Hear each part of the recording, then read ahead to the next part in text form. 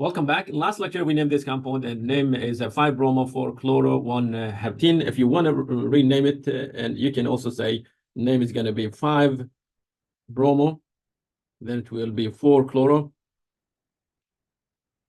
Then you say I have 7 carbons, so it will be hept, and then you say dash to show place off the double bond, and then you say E-N-E.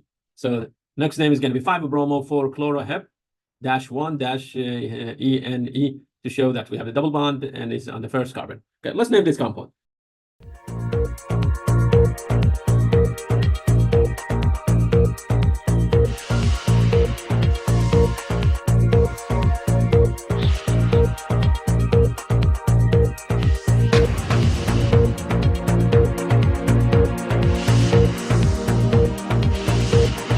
Okay, you have 2 options in front of you, and one is 2 and 5 dimethyl 4 dimethyl 4 octane. The second one is 4 and 7. Okay, so clearly position of the double bond and it's going to be the same from any side you reach it. If you reach from the left side on the second carbon, you have a methyl group, and then so I say 1, 2, 3, 4, 5. Okay, and the fifth one also you have a methyl group. Okay, remember the the double bond is sitting on carbon number 4 and 5. If I reach it from the left side, I go 1, 2, 3, 4. So first methyl is 4, and the double bond started at 4, like the previous one. Then I say 5, 6, 7. Okay, 8. Okay, remember there also we have 8 electrons. Okay. So the substituent, if we start from the left side, we will see the first one on the second, and the second one is going to be on fifth carbon. If we started from the left side, we're going to see the first one on 4, and the next one on 7. 25 is smaller than 47, so the correct name for it is going to be this: on 2 and 5. Okay, 2 and 5 dimethyl, and then I say 4 or oct. Why oct? Because I have 8 carbon, and then I say octene. So A is going to be the correct answer for it. Let's highlight A as the correct answer. Okay. If you want to rewrite the answer, you will say 2 and 5, and then you say dimethyl. Okay. YL, you want to say that they are attached to like somewhere. Okay, next. Okay, you're supposed to say 4 octane, which is already used it. So I'm going to say I have 8 carbon. So I say OCT represent 8 carbon. And after writing how many carbons are on the parent chain, you will say dash. And on the 4th carbon, I have a double bond, and I show it by E-N-E. So it will be 2 and 5 dimethyl oct-4-E-N-E, and that's the second name. Okay, this one also correct. Okay, another example. Okay.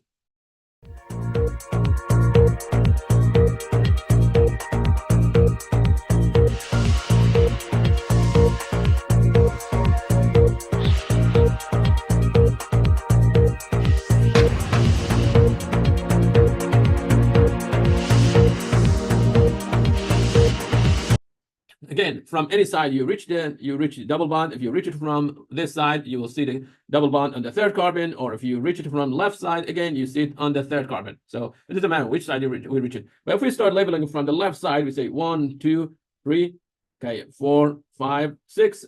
Okay. On the 2nd carbon, I have a methyl, and then on the 4th one, okay, I have on the second I have bromo, and on the 4th one I have methyl. Okay, if I start labeling from the right side, I go 1, 2, 3. So the first substituent is going to be on the 3rd carbon, and then 4, 5, 6, and next one it will be on the 5th carbon. And clearly this is going to be the answer. So we're going to say, and 2, okay, 2 and 4 is going to be the right, like a right technically. 2 and 4 are the right locators for the substituent. Okay, question. Should I write the methyl first or the bromo? You have 2 substituents. This time you have to alphabetize them, and you start with the bromo. So you're going to say on the 2nd carbon, I have bromo substituent, and then on the 4th carbon, okay, on the 4th carbon, I have the methyl. Then you say dash. Okay, where's the double bond? Double bond started. Okay, it started from the 3rd carbon. So I'm reading these numbers. Okay, I'm reading those numbers on the 3rd carbon. On the 3rd carbon.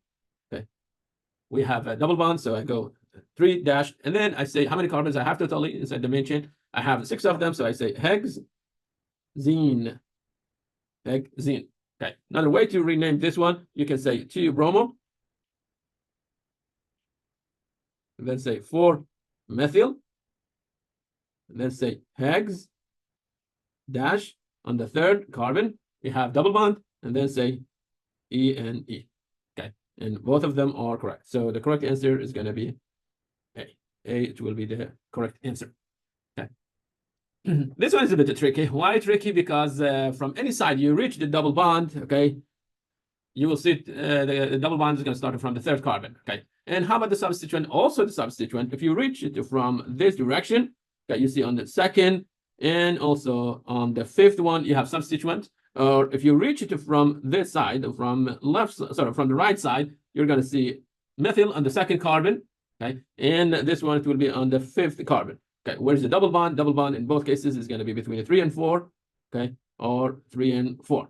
Okay, so how do I label this? Okay, how do I label it? Okay, I'm going to say check the substituent. One of them is chloro, and the second one is methyl. Okay, so you say chloro, and this one is methyl. Give the priority to the chloro because start with C. Okay, start with C. Okay, so I'm going to say on the second carbon, I have chloro. Next, on the fifth carbon, I have methyl. Okay, how many carbons inside the main chain do we have? We have 6 of them, so we're going to say hex. Okay, hex. Okay, I need to show the position of double bond first. On the third carbon, we have a double bond, and then we have 6 carbons, so it will be hexene. Okay, hexene. Okay, you can rewrite this. Okay, the only change you're going to make at the end, you will erase this part, and you will say hex, and then dash. On the third carbon, we have a double bond, and we say ENE. Okay. Okay, both of them are correct. So 2 chloro, 5 methyl, and then we have 6 carbon, so it will be hexene. Okay, 3 hexene. Okay, or you can say 2 chloro, 5 methyl, hex, and then dash 3 to show position of the double bond, dash ENE to say we are dealing with double bond. Okay, so this one is showing you position of the double bond,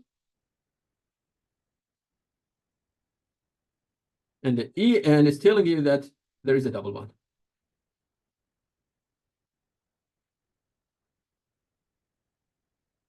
So the 3 is the locator, and ENE is telling you that you're dealing with double bond. Okay. Now, what will happen if it's a cyclic? Okay, if it's a cyclic, and we do have a double bond. Okay, again, priority is going to go with the double bond. Okay, give the smallest possible number to the double bond. In this case, okay, we can go in this direction, or we can go clockwise. Okay, and when you are labeling the double bond, okay, you label in a way that the first number that you give to carbon, okay, the double bond carbon, okay, you give it 1 here. The second number should be labeling or highlighting the second carbon that's attached to the double bond. Okay, to the double bond technically. Well, what I mean this, like, you put 1 here. You have option to say the 2 here. No, you did not cross the double bond, so you have to write the 2 there. Okay, write the 2 there. Cross the double bond. Okay, let's see here. This one I can say, okay, 1, 2, 3, as you see, or I can say 1, 2, 3, 4, 5. Okay, and in one case, my substituent, it will be on the third. Okay, and the second one, my substituent, it will be on the fifth one. Okay, fifth carbon. So which one should I go with it? The one that has a smaller. Okay, the one that has a smaller locator for the substituent. Okay, that means the one I'm going to highlight. Okay, those number will be the correct number. Blue is not the sorry, forgive me. Okay, so the blue we said is going to be the fifth one, and let's call it red one. The red one will be the 3. So this is going to be the correct answer. Okay, what's the name of the substituent is ethyl. Okay, so I'm going to say I have let's see, I have ethyl. Where is the ethyl? On the third carbon. So I'm going to say 3 ethyl. Why because I want to say attached. Okay, attached to the ring. Okay, so I'm going to say 3 ethyl, and then I say cyclo. How many carbons we have? We have 5 of them, so it will be pentene. Okay, I'm not saying where the double bond is. Why I'm not saying it? Because I already mentioned it. I already mentioned it by saying how far the ethyl is from the double bond. I'm saying the ethyl is 3 carbons far from the double bond. So if I want to figure the double bond, I'm going to say this is the ethyl. I go back 3 carbons. This is 1. Okay, here it will be 2, and it's going to start from there. Okay, another example. I can go this direction or that direction. Okay, if I go clockwise, counterclockwise, I get 4 and 5. I get 4 and 5. Okay, if I go counterclockwise, I get 4 and 5. If I go clockwise, okay, clockwise, and if you go clockwise, in that case, you say 1, 2, 3, 4, 5. Okay, so I get again 4 and 5. Okay, so I go 1, 2, 3, 4. Okay, 4 and 5. If you go opposite, you get 1. Okay, and then that's going to be, let me double check it. Yes, 4 and 5. So it doesn't matter in this case. So we're going to say on the 4th and the 5th, we have 2 methyl. So we say dimethyl, and then we have a ring. So we're going to call it cyclo. It has 6 carbon. It will be hexene. Okay, another one. We have methyl, and this one is ethyl. Okay, now, as you see, they start labeling, they put the label clockwise. Why? Because we get the 3 and the 4 for our substituent if we label it, clockwise. If I go counterclockwise, in that case, I go 1, 2, 3, 4, 5, and 6. So I get, okay, if I go counterclockwise, I get 5 and 6. Clockwise, if I did clockwise, I get 3 and 4. Clearly, this one is going to be the correct answer. So you go, okay, in this case, you have methyl on the 3rd carbon and ethyl on the 4th one. Prior to, we'll go with ethyl. So you say on the 4th one, I have ethyl, then dash. Then you say dash on the 3rd one, I have methyl. Then I say cyclohexene.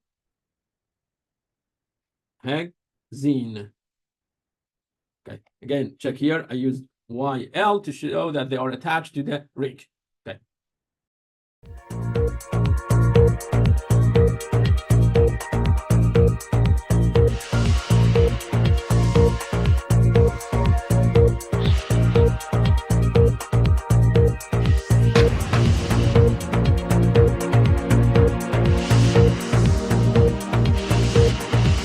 Another example. Okay. Which direction you want to go? See, if you start from here, you get 1, 2, 3, 4, 5. Okay, 5 and 6.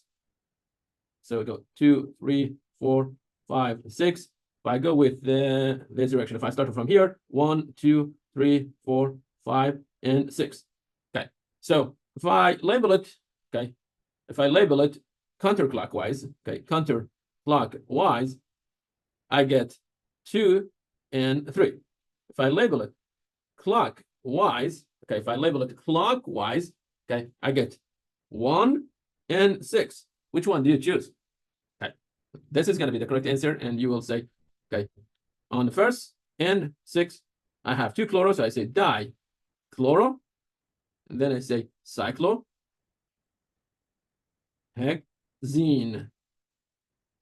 Okay, very good. Okay, so A is going to be the correct answer.